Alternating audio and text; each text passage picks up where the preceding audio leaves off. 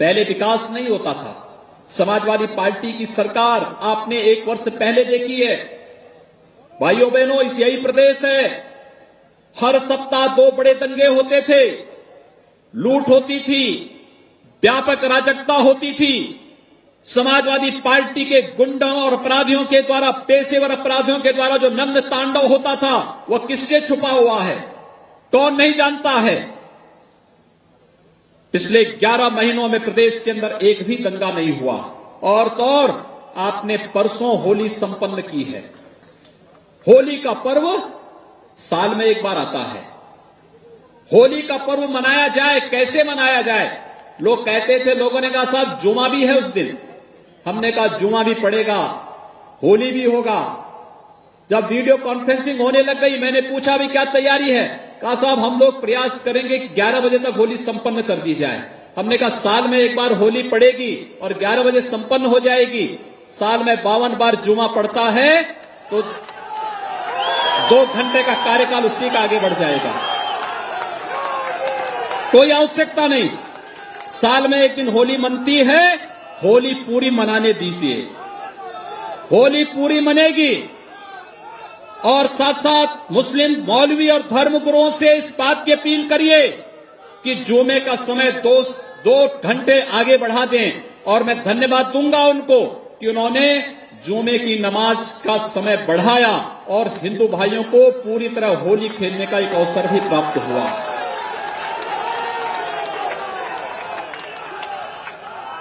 भाइयों बहनों, जब हम लोग सत्ता में आए थे तो एक प्रश्न हमारे सामने था और बराबर कार्यकर्ता कहते थे, विचार परिवार का हर एक कार्यकर्ता कहता था कि अवैध स्लॉटर हाउसेज चल रहे हैं। हम लोगों ने कहा नहीं चलने देंगे। कोर्ट ने और एनजीटी ने पिछली सरकारों से भी कहा था कि अवैध बूचड़खानों को बंद करो, नहीं कर पाए थे। हम लोग आए, हम लोगों ने प्रशासन से कहा अवैध बूचड़खाने कैसे चल रहे हैं? उन्होंने कहा साहब कैसे बंद हो सकते हैं, कानून की समस्या पैदा होगी। हमने कहा ये तो शासन तय करता कि कानून कैसे चलेगा। 24 घंटे के अंदर सभी अवैध बूचड़खाने प्रदेश के अंदर बंद करवाए गए थे। और मैं फिर कह सकता हूं कि प्रदेश में कानून का राज होगा। प्रदेश के अंदर हर नागरिक को सुरक्षा प्रदान करना और प्रदेश के अंदर हर व्यक्ति तक विकास की योजना का लाभ पहुंचाना इस सरकार का दायित्व है। और सरकार अपने उस उत्तरदायित्व का निर्वहन करेगी।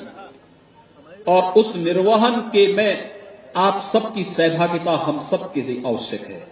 वही अपील करने के लिए आज मैं आपके बीच आया हूं। प्रयागराज के विकास की जब बात आती है, केशव जी, सिद्धार्थनाथ सिंह जी, नंदी जी, रीता जी, यहां के हमारे सभी मान्य विधायकगण लगातार एक बात को कहते हैं कि प्रयागराज को प्रयागराज के रूप में मान्यता मिलनी चाहिए। और हम लोग इसके लिए प्रयास कर रहे हैं। पहली बार 2,500 करोड़ रुपए का केवल कुंभ के लिए हम लोगों ने बजट की व्यवस्था की है। 2,500 करोड़ रुपए। प्रयागराज का कुंभ एक ऐसी दुनिया की अभूतपूर्व घटना के रूप में हम दुनिया के सामने प्रस्तुत करेंगे कि प्रयागराज दुनिया का प्रतिनिधित्व करता हुआ दिखाई दे। एक ऐसी स्थिति पैदा की जाएगी प्रयागराज में। और यही अपील करने के लिए आए हैं कि इस प्रकार की अभूतपूर्व स्थिति पैदा करने के लिए उस प्रकार का नेतृत्व भी चाहिए, उस प्रकार के जनप्रतिनिधि भी चाहिए। पहली की सरकारें भेदभाव करती थी, विकास नहीं होने देती थी, विकास में रोड़ा अटकाती थी।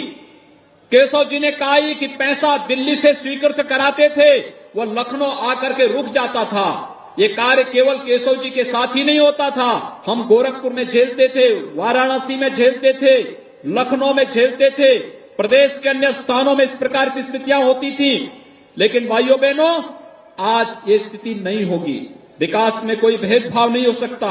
और इसी के लिए आज हम सब आपके पास आए हैं कि प्रयागराज के इस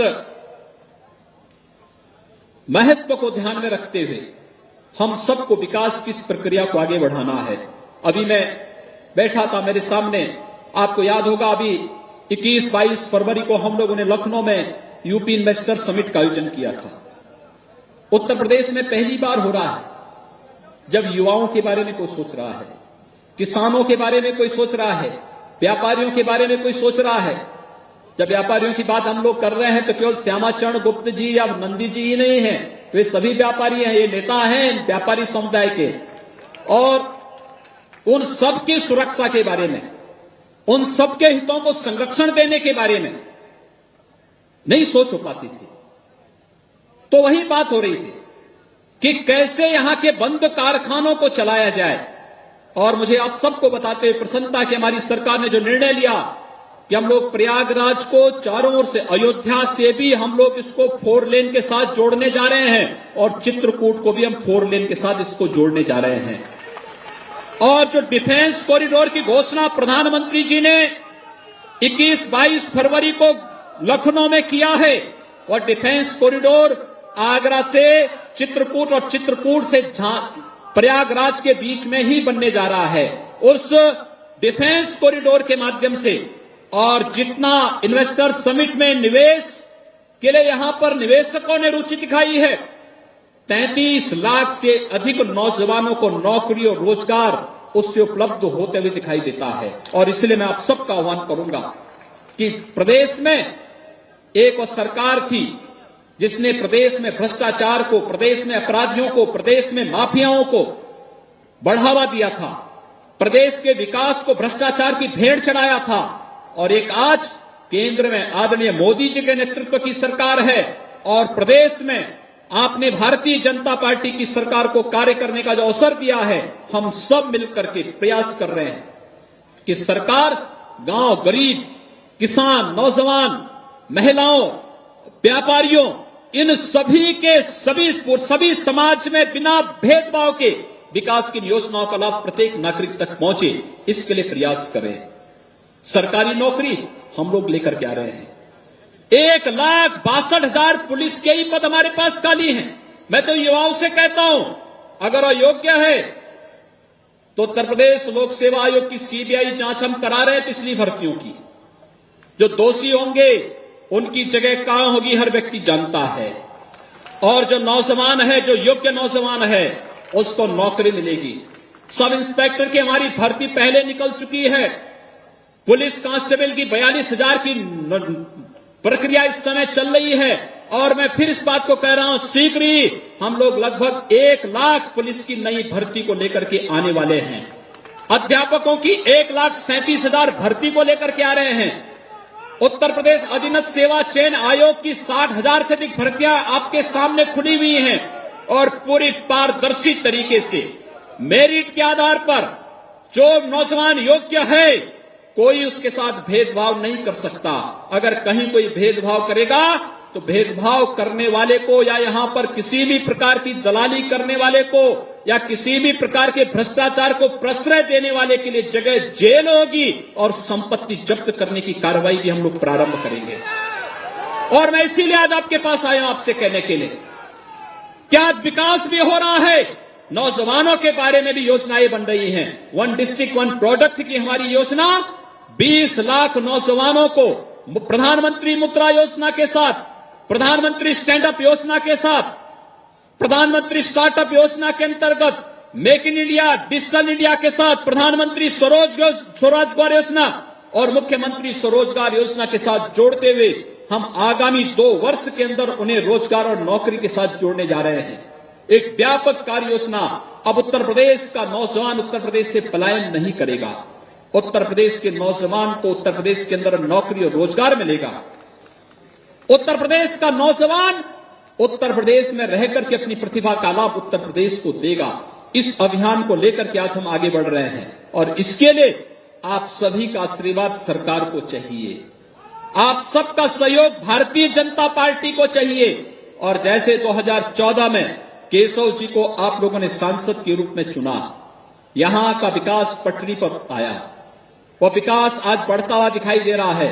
वह विकास मूर्त रूप ले, इसके लिए श्री कौशलेंद्र सिंह पटेल को भारतीय जनता पार्टी ने अपना प्रत्याशी आपके बीच बना करके भेजा है। एक युवा, एक जुझारू, एक ईमानदार कार्यकर्ता, उसे जनप्रतिनिधि के रूप में कार्य करने का अवसर मिला हो या फिर संगठन में कोई दायित्व मिला हो, किसी ने कौशलेंद्र सिंह पटेल पर कभी कोई उंगली उठाने की हिम्मत नहीं की, क्योंकि पूरा जीवन पारदर्शी है। ईमानदारी के साथ वैचारिक विचार परिवार को साथ लेकर के चलने की, अपने मूल्यों और सिद्धांतों के साथ शिष्टापूर्ण जीवन जीने की जो परंपरा रही है, भारतीय जनता पार्टी की उस परंपरा को आगे बढ़ाने, उसे आत्मसात करने और उसके अनुरूप जीवन जीने की कला। और इसलिए उन्होंने कहा कि मैं आपके पास आया हूं एक सांसद के रूप में नहीं, एक सेवक के रूप में कार्य करूंगा, एक सेवक के रूप में। ये लोकतंत्र, इसमें कोई मालिक नहीं हो सकता। ये लोकतंत्र का कोई मालिक नहीं हो सकता। इस लोकतंत्र का मालिक तो एक ही है और वह भारत माता है। जो जगत जननी माता है वह भारत माता है। हम सब उस भारत माता के सेवक हैं और उस सेवक के रूप में कार्य करने की उन्होंने आपसे अपील की और मैं आप सबसे यही अपील करने के लिए आया हूं। भाइयों बहनों, चिंता मत करिए, विकास हम करेंगे, सुरक्षा हम देंगे, नौजवानों को नौकरी और रोजगार हम देंगे, किसानों के लिए, व्यापारियों के लिए, महिलाओं के लिए, बहन बेटियों की सुरक्षा की जिम्मेदारी हम लोग लेंगे। आप भारतीय जनता पार्टी को समर्थन दीजिए और उस समर्थन के बदले मैं केवल आपसे एक बात कह सकता हूं, अपराधी और अपराध की जगह कहां होनी चाहिए हर व्यक्ति जानता है। वो माफियाओं के खिलाफ क्या कार्रवाई चल रही है इलाहाबाद में, आप सब उसको देख रहे होंगे। बहुत मजबूती के साथ कार्रवाई चल रही है, आगे भी चलेगी, ये रुकेगा नहीं। हमने प्रदेश की जनता से वायदा किया है कि समाजवादी पार्टी ने प्रदेश की राजनीति का जो अपराधीकरण किया था, राजनीति का जो भ्रष्टाचारीकरण किया था, ट्रांसफर पोस्टिंग का जो औद्योगिकरण किया था, ये सब बंद होगा और वो हम लोगों ने बंद किया है, बंद करके रहेंगे। और अगर कहीं भी कोई करने का दुस्साहस करेगा तो फिर उसका मुंहतोड़ जवाब देने की कार्रवाई भी हमारी ओर से प्रारंभ होगी। ये अपील करते हुए आप सबसे मैं यही कहूंगा कि केशव जी पे जिस प्रकार से आपने विश्वास किया था, सिद्धार्थनाथ सिंह जी पर जैसे आप लोगों ने विश्वास किया, आज उन्हीं के सहयोगी के रूप में श्री कौशलेंद्र सिंह पटेल जी को कमल चुनाव चिन्ह पर 11 मार्च को भारी मतों से चुनाव जिताने की अपील आप सबसे करते हुए मैं वाणी को देता हूं विराम। जय जय श्री राम। करते हुए अब मैं धन्यवाद ज्ञापन के लिए और कार्यक्रम के समापन हेतु मुख्यमंत्री इधर चले जाता है विकास कार्य करते हुए साथ में अपने मंत्री उप मुख्यमंत्री माननीय केशव प्रसाद मौर्य जी ऐसे माता की वंदे वंदे वंदे। फूलपुर लोकसभा क्षेत्र के आज के इस पश्चिमी विधानसभा क्षेत्र के उपचुनाव में उपस्थित इस क्षेत्र से निवर्तमान सांसद और उत्तर प्रदेश सरकार में मेरे वरिष्ठ सहयोगी उप मुख्यमंत्री माननीय केशव प्रसाद मौर्य जी,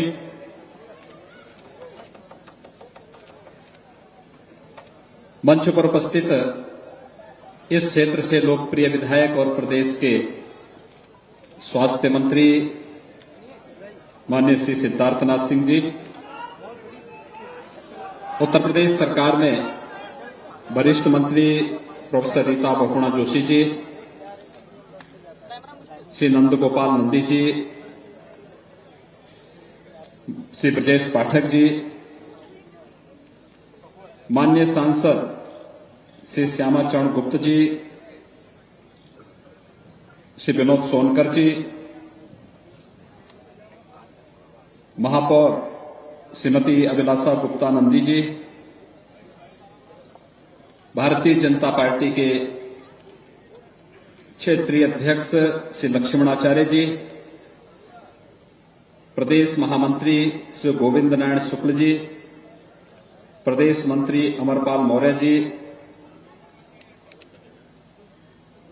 इलाहाबाद महानगर के प्रभारी श्री विद्यासागर सागर राय जी, महानगर अध्यक्ष अवधेश चंद्र गुप्त जी, उत्तर प्रदेश सरकार के पूर्व मंत्री श्री डॉक्टर नरेंद्र कुमार सिंह गौर जी, विधायक और इस चुनाव के प्रभारी श्री भूपेश चौबे जी, क्षेत्रीय उपाध्यक्ष दिवाकर नाथ त्रिपाठी जी, क्षेत्रीय महामंत्री श्रीमती अनीता सचान जी, माननीय विधायकगण श्री हर्षवर्धन वाजपेयी जी, श्रीमती नीलम करवलिया जी, डॉक्टर एकदत्त शर्मा जी, संजय भारती जी, राजमणि कौल जी, संजय गुप्ता जी, लाल बहादुर सिंह जी, शीतला प्रसाद पटेल जी, और भारतीय जनता पार्टी के फूलपुर लोकसभा उपचुनाव के प्रत्याशी श्री कौशलेंद्र सिंह पटेल जी और उपस्थित भाइयों बहनों, आपने 2014 में श्री केशव प्रसाद मौर्य जी को यहां से सांसद चुना और सांसद के रूप में जिस सक्रियता के साथ, जिस तन्मयता के साथ उन्होंने कार्य किया, वह अद्भुत था, बड़ा अनुकरणीय था। मैं देखता था कि प्रतिदिन सैकड़ों पत्र विकास के मुद्दे को लेकर के, युवाओं के मुद्दे को लेकर के, प्रयागराज और फूलपुर के विकास को लेकर के उनके द्वारा विभिन्न मंत्रियों के साथ बातचीत करके ऐसे लगता था जैसे प्रयागराज वास्तव में हमारी तीर्थस्थली है, लेकिन इसके विकास के लिए जो कार्य होना चाहिए था वह अधूरा रह गया है। और उनके जुझारूपन के कारण, उनकी सक्रियता के कारण पार्टी ने प्रदेश अध्यक्ष बनाया। प्रदेश अध्यक्ष के बाद आज उप मुख्यमंत्री के रूप में अपनी सेवाएं दे रहे हैं। अभी भी विकास की हर योजना का केंद्र बिंदु प्रयागराज बने, फूलपुर बने, ये उनकी तमन्ना रहती है। और उसी प्रक्रिया को आगे बढ़ाने के लिए श्री कौशलेंद्र सिंह पटेल को भारतीय जनता पार्टी आज आपके बीच में प्रत्याशी के रूप में लेकर के आई है। भाइयों बहनों, आप सब जानते हैं विकास एक सतत चलने वाली प्रक्रिया है और ये आप सबका सौभाग्य है कि आपने प्रयागराज की पावन धरती पर जन्म लिया, या कर्म का सौभाग्य आपको इस धरती को कर्म की धरती के रूप में, कर्मस्थली के रूप में प्रयागराज की धरती आपको प्राप्त हुई है। अभी आदरणीय प्रधानमंत्री जी के प्रयास से प्रयागराज का कुंभ को यूनेस्को ने दुनिया के अंदर अमूर्त सांस्कृतिक धरोहर के रूप में प्रयागराज कुंभ को लिया है। और प्रयागराज का इस बार का कुंभ का जो आयोजन 2019 में होने जा रहा है, यह दुनिया के एक यूनिक इवेंट के रूप में प्रस्तुत हो। भारत के सभी 6 लाख गांवों का प्रतिनिधित्व प्रयागराज की धरती पर हो, दुनिया के सभी देशों का प्रतिनिधित्व प्रयागराज के कुंभ में हम सबको देखने का अवसर प्राप्त हो। इस दृष्टि से प्रयागराज और फूलपुर का प्रतिनिधित्व भी उसी प्रकार का होना चाहिए। हम लोग इसी बात को लेकर के आए हैं आपसे आग्रह करने के लिए। एक अवसर मिला है जब केंद्र की सरकार विकास और सुशासन पर पूरी ताकत लगा रही है और उसी तर्ज पर प्रदेश की सरकार भी विकास और सुशासन पर अपनी पूरी ताकत लगा रही है। आज जब इस देश के अंदर उत्तर, दक्षिण, पूरब, पश्चिम सर्वत्र भारतीय जनता पार्टी का कमल का फूल खिल रहा हो, तो ये तो फूलपुर की धरती है। नाम ही फूल है तो कमल का फूल इससे अलग कैसे हो सकता है। यानी फूलपुर की धरती पर कमल तो उगना ही चाहिए और यह कमल का फूल आगे बढ़ना ही चाहिए। यही अपील करने के लिए हम सब आपके पास आए हैं। भाइयों बहनों, मैं त्रिपुरा गया था और त्रिपुरा में जैसे सभा यहां पर लगी है ऐसी सभाएं वहां लगती थी। मुझे कई ऐसी सभाओं में जाने का अवसर प्राप्त हुआ जहां पर हम सभा कर रहे थे। सभा का जो अंतिम कोना था वह बांग्लादेश की सीमा पे फेंसिंग लगी हुई थी। ये विभाजन किसने करवाया है? ये बंगाल की धरती का विभाजन करने का पाप अगर किसी ने किया है तो कांग्रेस ने किया है। कांग्रेस को उस देश की जनता से वोट मांगने का अधिकार नहीं है। उसने विकास में पछाड़ा है, विभाजन किया है और समाजवादी पार्टी नैतिक रूप से पूरी तरह इस देश की जनता खारिज कर चुकी है, प्रदेश की जनता खारिज कर चुकी है। 2014 ने, 2017 ने इस बात को साबित किया है कि सपा के लिए एक परिवारवादी, जातिवादी, भ्रष्ट और विनाशकारी ताकतों के लिए प्रदेश में कोई जगह नहीं होनी चाहिए। और यही तो अपील करने के लिए आज हम सब आपके पास आए हैं। पिछले लगभग 11 महीने से प्रदेश के अंदर हम लोगों को शासन करने का आप लोगों ने अवसर दिया और इन 11 महीनों में हम लोगों ने प्रदेश के अंदर प्रयास किया कुछ कार्य हो। उत्तर प्रदेश की दो पहचान होती थी। एक, उत्तर प्रदेश की सीमा जहां से शुरू होती है वहां से सड़कों पर गड्ढे दिखाई देते थे, और दूसरा, सायकाल आप चलो तो जहां पर अंधेरा प्रारंभ हो जाए पता लग जाता था उत्तर प्रदेश की सीमा आ गई है। हम लोगों ने इस मिथक को तोड़ा है। आज प्रदेश के अंदर सड़कें बन रही हैं। प्रयागराज में आपने देखा होगा सड़कों को गड्ढा मुक्त करने का 2 लेन, 4 लेन, 6 लेन की सड़कों का एक नया जाल केवल प्रयागराज ही नहीं पूरे प्रदेश के अंदर बिछाने का जो कार्य प्रारंभ हुआ है, अभूतपूर्व कार्य। बिजली पहले 2 घंटे 4 घंटे बमुश्किल मिलती थी। प्रदेश में 75 जिले हैं, 4 जिलों को बिजली मिलती थी, बाकी 71 जिले विद्युत से वंचित रहते थे। हम लोगों ने कहा नहीं। जब मैं मुख्यमंत्री बना, विद्युत विभाग के लोग आए, उन्होंने कहा साहब गोरखपुर को बिजली देना है 24 घंटे। हमने कहा कतई मत देना। जिस दिन प्रदेश में 24 घंटे बिजली देंगे उस दिन गोरखपुर को भी बिजली मिलेगी। जिस दिन गोरखपुर को बिजली मिलेगी उस दिन पूरे प्रदेश को बिजली मिलेगी।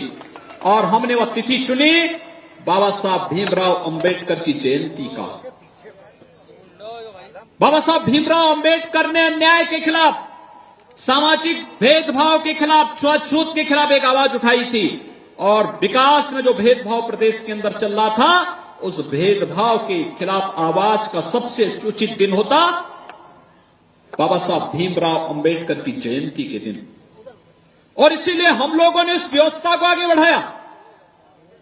14 अप्रैल 2017 का दिन प्रदेश के अंदर हर जिला मुख्यालय को 23 से 24 घंटे बिजली, हर तहसील मुख्यालय को 20 घंटे विद्युत की आपूर्ति, और ग्रामीण क्षेत्रों में 17 से 18 घंटे विद्युत की आपूर्ति हम लोगों ने प्रारंभ किया।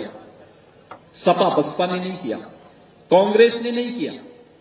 इस देश के अंदर कोई दलित भी राष्ट्रपति बन सकता है, या किसी ने किया है तो नरेंद्र मोदी जी ने किया है। बसपा ने नहीं किया, समाजवादी पार्टी ने नहीं किया, कांग्रेस ने नहीं किया। बाबा साहब भीमराव अंबेडकर से जुड़े हुए 5 स्थानों को पंच तीर्थ के रूप में विकसित करने का कार्य किसी ने किया तो भारतीय जनता पार्टी ने किया। कांग्रेस ने नहीं किया, समाजवादी पार्टी ने नहीं किया, या किसी अन्य ने नहीं किया। हम समाज को फिरकों के आधार पर, जाति के आधार पर नहीं बांटते, समग्रता के आधार पर देखने का प्रयास करते हैं, और समग्रता के आधार पर विकास भी सब तक पहुंचाने का कार्य करते हैं। और विकास की इस प्रक्रिया को नारे बहुत लगते थे, लेकिन उज्ज्वला योजना के अंतर्गत पहली बार रसोई गैस इस देश के गरीबों की झोपड़ी में भी जलना प्रारंभ हुआ तब जब श्री नरेंद्र मोदी देश के प्रधानमंत्री बनते हैं। सौभाग्य योजना के अंदर इस प्रदेश के अंदर, अकेले उत्तर प्रदेश के अंदर 25 लाख घरों को अब तक हम लोगों ने निःशुल्क विद्युत कनेक्शन उपलब्ध कराए हैं। और यह कार्य तब हो पाया है जब आदरणीय नरेंद्र मोदी जी देश के प्रधानमंत्री बनते हैं। इस देश के अंदर गांव गांव में सड़कें बननी चाहिए। प्रधानमंत्री ग्राम्य सड़क योजना तब लागू होती है जब से अटल बिहारी वाजपेयी जी देश के प्रधानमंत्री बनते हैं। भारतीय जनता पार्टी विकास को समग्रता की दृष्टि से देखती है, किसी जाति, किसी परिवार, किसी मत और मजहब के आधार पर नहीं। और इस संकल्प लिया है कि हम लोग प्रदेश के अंदर कोई भेदभाव किसी के साथ नहीं करने देंगे, न जाति के आधार पर, न चेहरे के आधार पर, न क्षेत्र के आधार पर। विकास सब तक पहुंचाएंगे, लेकिन तुष्टीकरण किसी का नहीं करेंगे। हम लोगों ने विकास की इस प्रक्रिया को उसी तरीके से आगे बढ़ाने का प्रयास किया, और विकास की इस प्रक्रिया का ही हिस्सा है